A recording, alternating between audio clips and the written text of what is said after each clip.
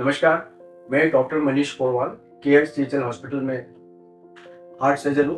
पिछले 30 साल से मैं हृदय रोग सर्जरी सफलतापूर्वक कर रहा हूँ। इंदौर में 2001 से मैं हार्ट सर्जरी कर रहा हूँ। मैं आज आपको बच्चों की हार्ट सर्जरी के बारे में कुछ जानकारी देना चाहता हूँ। आप सबको मालूम होता है, बच्चों में भी जन्मजात विकार होते हैं जिनको हम हमारी लैंग्वेज में कंजेनिटल हार्ट डिसीज बोलते हैं। ये बच्चे माँ के पेट से ही हृदय के विकार लेके पैदा होते हैं और इनको जन्मजात हृदय रोग विकार बोलते हैं। तो जन्मजात विकार के बच्चों को हार्ट के इको द्वारा डायग्नोसिस बनाया जाता है। इन बच्चों को सांस की बीमारी होती है, बार बार सर्दी खांसी आना, वजन नहीं बढ़ना, इस तरह की बीमारियां मालूम पड़ती है। जब इनका चेकअप किया जाता है किसी फिजिशियन के द्वारा या बच्चों के डॉक्टर द्वारा, पीडियाट्रिशियन के द्वारा, तो कुछ साउंड्स ऐसे मिलते हैं हार्ट के पास जिससे हमें लगता है कि इसको कोई जन्मजात विकार है या हार्ट की बीमारी है, जैसे कि हार्ट के अंदर छेद होना या वॉल में लीकेज होना। कार्डियक इको द्वारा हम ये डायग्नोसिस बनाते हैं कि बच्चों को हार्ट के अंदर छेद है, छोटा छेद है या बड़ा छेद है,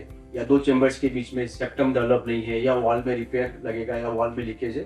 तो ये सब विकार की जानकारी एक अच्छे हॉस्पिटल में सीनियर पर्सन द्वारा, सीनियर डॉक्टर द्वारा इको से इको एवं एक्सरे के बाद हम डिसाइड करते हैं कि इस बच्चों को हार्ट सर्जरी की जरूरत है या नहीं। जैसे ही हमें निदान होता है, डायग्नोसिस बनती है, पहले तो इन बच्चों को हम कुछ दवाइयों पर रखते हैं।